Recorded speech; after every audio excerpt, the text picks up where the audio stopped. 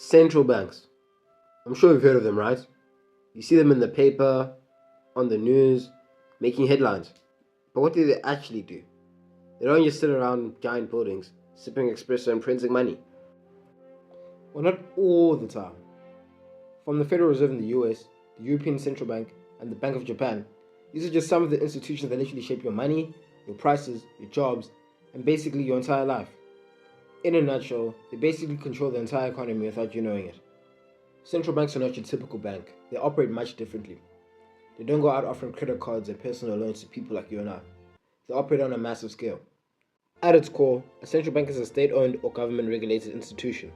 However, some, like the Federal Reserve in the US, are largely independent, while others are more directly tied to the government, like the South African Reserve Bank. Their main job is to keep the economy running smoothly by stabilizing the currency, controlling inflation, and making sure banks and markets don't collapse. The European Central Bank oversees the euro and ensures prices across Europe stay relatively stable.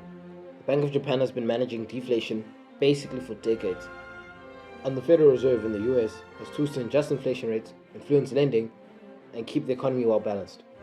Without central banks, economies would be absolutely unbelievably cooked. Imagine a financial system with no regulations and no laws. Your money would lose all meaning and all value faster. Loans would be unpredictable, and businesses would literally shut down. Imagine massive riots on the streets, people complaining where their next paycheck is going to come from. So let's go through some of the functions of central banks. 1. Protect value of currency. A country needs a strong currency. This is a sign of a good economy, which can attract investment. Inflation can get in the way of that sometimes. Inflation happens due to the purchasing power of a currency decreasing as prices increase. Basically, Welcome to McDonald's. What can I get for you? Yes, could I have a Big Mac and a Coke? Yeah, sure. That will be $2. Hey, welcome to McDonald's. What can I get for you? Can I get the same Coke and Big Mac? Oh yeah, sorry, bro. That is it's now $2 for the Big Mac. 2. Regulate inflation. Contrary to popular belief, inflation is actually pretty normal. It can signal a growing economy and increase economic activity, but too much or too little is very dangerous, so it must be balanced.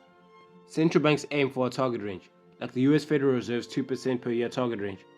This keeps prices predictable and keeps your wallet happy. The financial system depends on trust. Banks lend to each other and to businesses with the trust that they can either pay it back or cover it with their equivalent collateral. When Elon Musk bought Twitter back in 2022 for $44 billion, he funded a majority of his bid with loans from banks, using his Tesla shares as collateral. If one major bank collapses, it can create an entire domino effect that shakes the entire economy. Central banks monitor these risks, guide markets, and step in when necessary to prevent crises from happening. This keeps credit flowing, markets calm, and everyday people from accessing loans. 4.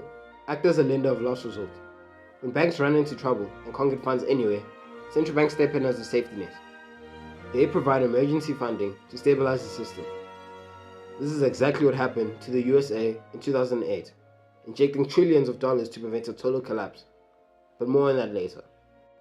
So how do central banks actually do all of this?